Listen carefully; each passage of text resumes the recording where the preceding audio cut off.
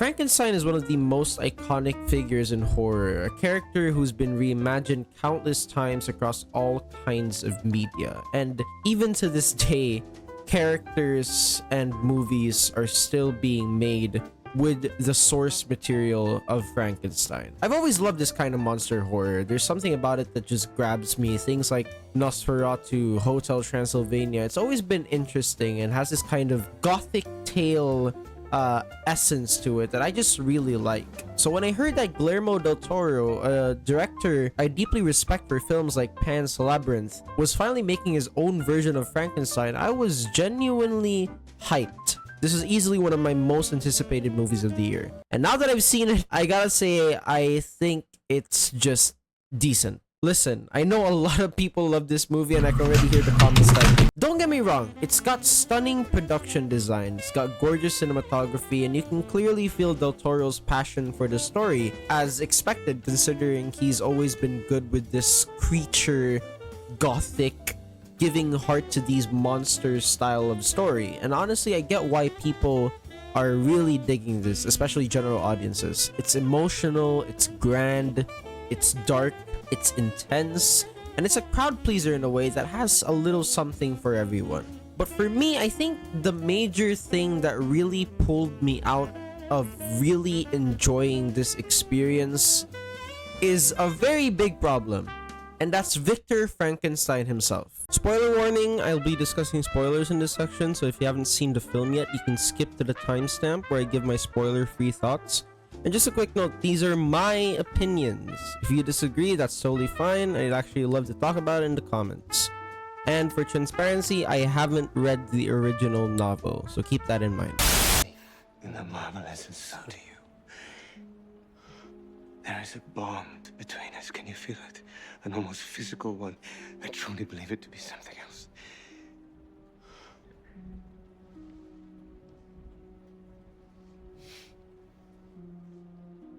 Believing something does not make it true.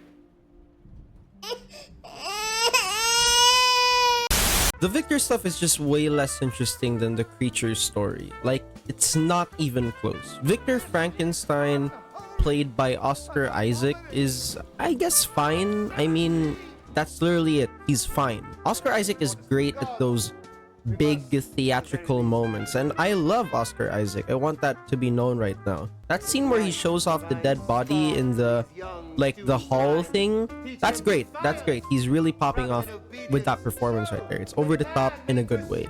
But outside those scenes, he doesn't really bring much depth to Victor's character that I would have loved to see, and that's my biggest issue.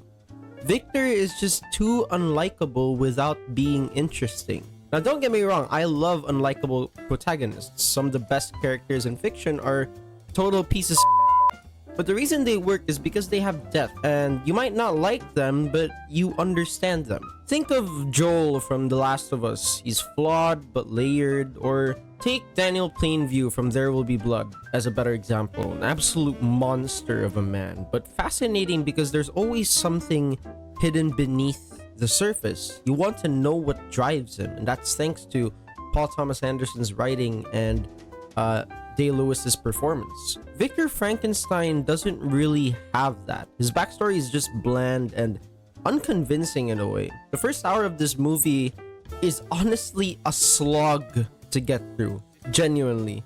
It starts with Victor as a child being abused by his father, played by Charles Dance, who I love, by the way, as Tywin Lannister, but the performance here is just basically Tywin Lannister all over again. He's not really doing anything interesting. It's like a typecast in a way. The movie tries to build sympathy through his relationship with his mother, but the problem is we never really see that bond develop.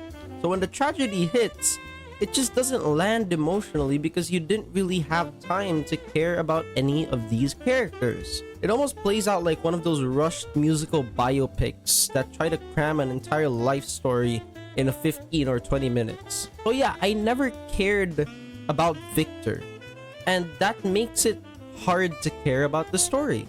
I get the whole Victor is the real monster theme, and it's a classic idea, it's a good idea, but the movie never makes me feel the tragedy of his descent into obsession. And instead of making me feel deep emotions or making me feel like, oh no, Victor is falling to the wrong side, don't do that, it just feels like a hollow interpretation of this, the main character is the monster type of story.